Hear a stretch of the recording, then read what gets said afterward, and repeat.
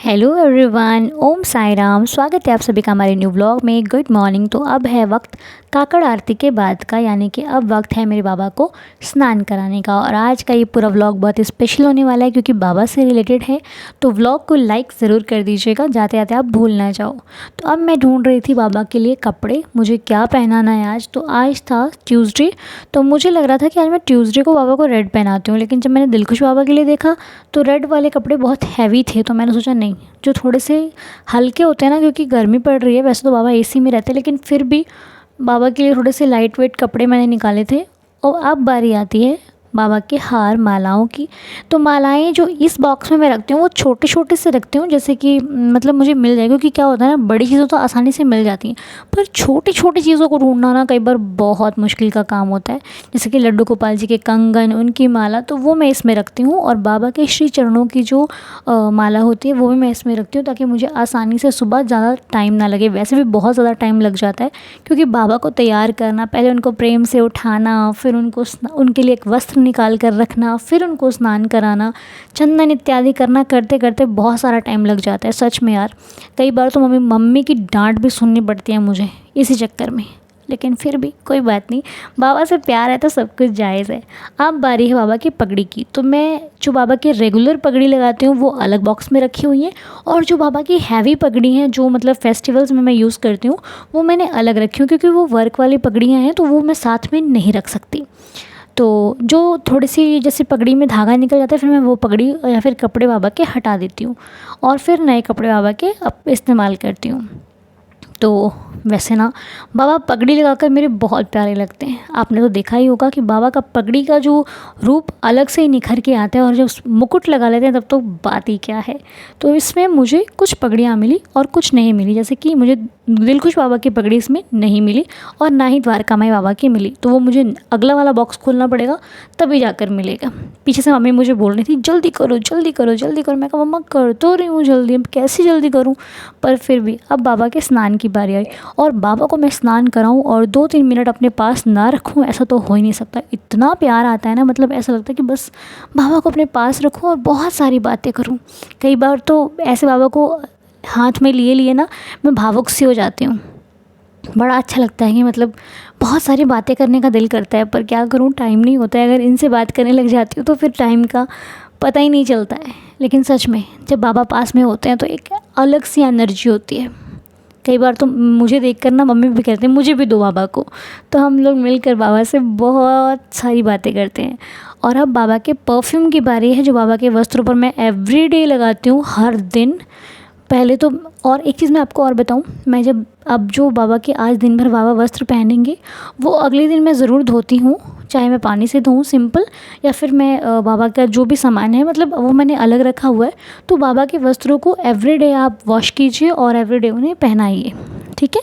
ऐसे वस्त्र मैं नहीं रखती हूँ, और एवरीडे उनको मैं परफ्यूम लगाती हूँ। अगर आप सक्षम हो तो ज़रूर लगाओ, नहीं हो तो कोई बात नहीं, ठीक है। चाहे आप वस्त्र अपने हाथ से बनाते हो तब भी, अगर बाहर मार्केट से लेके आते हो तब भी, ओके।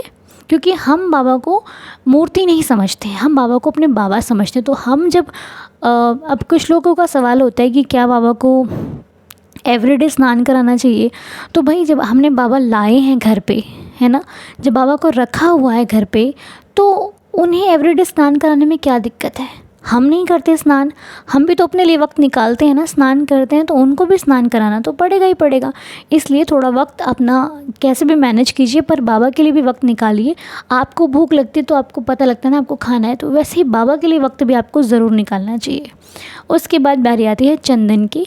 और एक सवाल और है जो मैं आपको वीडियो के लास्ट में बताऊंगी, कि ज़्यादा बाबा के स्वरूप रखने हैं तो क्या करें और कैसे रख सकते हैं, ठीक है।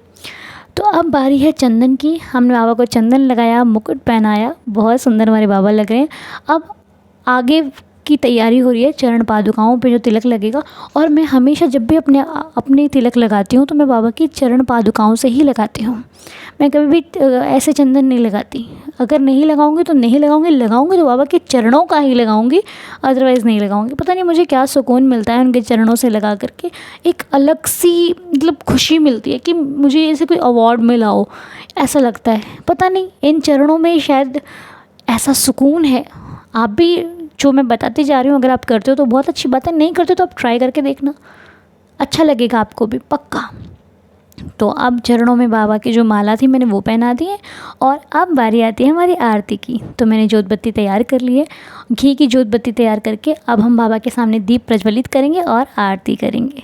तो चलिए मिलकर आज आपके साथ आरती करते हैं। चलिए तैयार हो जाइए बाबा का सुंदर सा स्वरूप, सुंदर सा दीदार करने के लिए। तो बाबा सब रेडी हो चुके हैं, हमारे लड्डू गोपाल जी भी रेडी हो चुके हैं, साईनाथ भी रेडी हो चुके हैं, सभी तैयार होकर के बस आरती के लिए बाबा बैठे हुए हैं।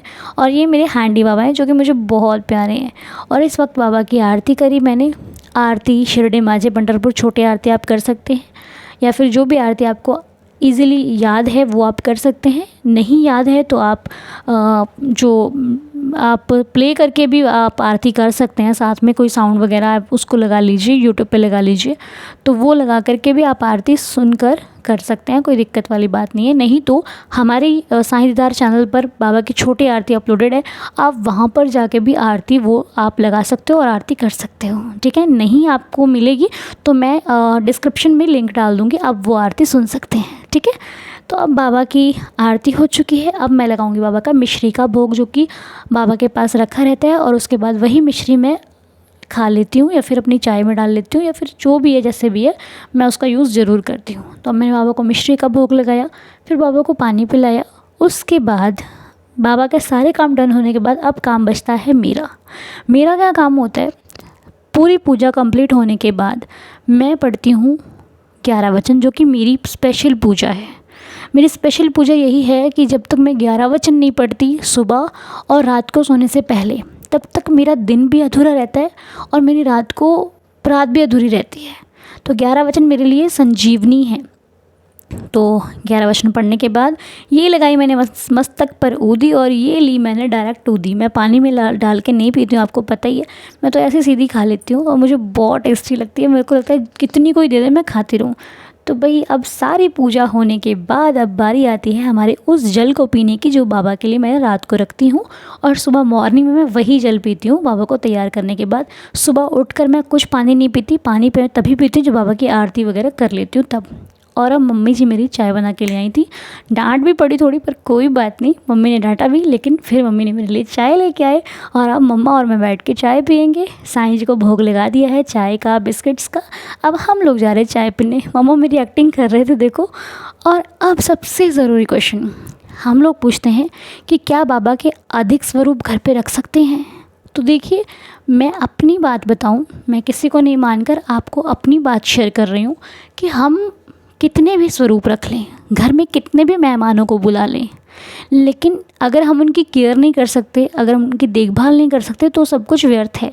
इसलिए आप स्वरूप चाहे कितने भी रखिए, लेकिन उनकी साफ़ सफाई, उन्हें टाइम टाइम पर पोंछना, उनके ऊपर से मिट्टी को हटाना, साफ़ रखना, ये आपकी पहली रिस्पॉन्सिबिलिटी है। कि आप जितने भी घर पे स्वरूप रख रहे हो, आप उनका स्नान करा रहे हो, फ़ोटो स्वरूप है तो आप उनको साफ़ कर रहे हो, ये बहुत ज़रूरी है। क्योंकि घर पर रखना आसान है, उनकी केयर करना बहुत मुश्किल काम होता है। तो आप उनकी केयर भी कीजिए, क्योंकि जिस चीज़ की केयर की जाती है ना, वो उसकी लाइफ बढ़ जाती है। और हम तो मानते हैं ना कि हमारे स्वरूप में बाबा विराजमान है, तो फिर इसलिए अपने घर के जितने भी स्वरूप हैं आप उनको साफ़ करें। 1 दिन में साफ़ करें, 2 दिन में साफ़ करें, लेकिन ज़्यादा दिन ना लगाएं, साफ़ ज़रूर करें। तो मुझे पूरी उम्मीद है कि आपको आज का ये प्यारा सा वीडियो बहुत अच्छा लगा होगा। तो अगर अच्छा लगा हो तो लाइक शेयर कमेंट करना, कमेंट में अपनी राय ज़रूर दीजिएगा कि आप क्या क्या करते हैं। और ब्लॉग पर नए, चैनल पर नए हैं तो चैनल को सब्सक्राइब करके जाइएगा। फिर मिलते हैं आपसे नेक्स्ट व्लॉग में। और अगर आपको कोई डाउट हो तो आप मुझे कमेंट बॉक्स में पूछ भी सकते हैं और मुझे बता भी सकते हैं। बाय बाय, ख्याल रखिए अपना। ओम साई राम, जय साई राम।